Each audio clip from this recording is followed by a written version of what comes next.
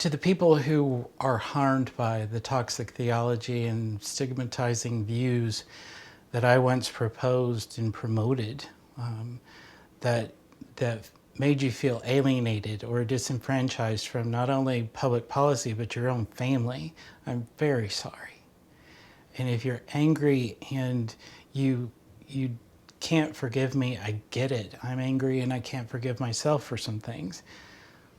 I'm not trying to convince you to like me, but I do hope that you'll accept my sincere apology. And now that I know better, I'm going to do better. And I know that will only go so far with some folks, because I did a lot of really bad stuff. And I know that. And I'm trying to make amends for that. And so while you may not be able to like me or forgive me, completely understand that. But hopefully you'll see that I am working for our community again. I know I betrayed our community, but now I'm back home and I've found my way home, and I'm glad to be here. Federal legislation. I would just encourage you to run, to go the complete opposite direction. Don't get involved in these ministries.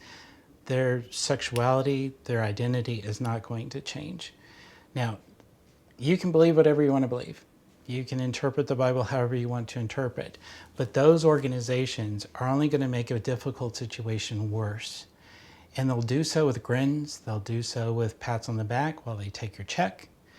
But it's not going to change who you are or who your family member or loved one is.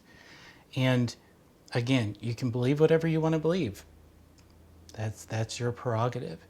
But as a person who was a part of the ex-gay world for 23 years, who was a person in the upper echelons of leadership, you cannot change who you are as an LGBTQ person.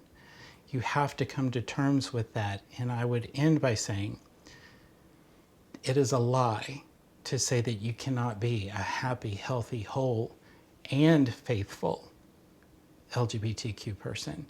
I am a gay man. It took me a long time, 23 years, to come to terms with that.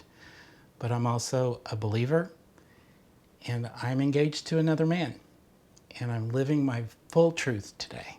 And it is happy, it is healthy, it is whole. You can find that for yourself as well.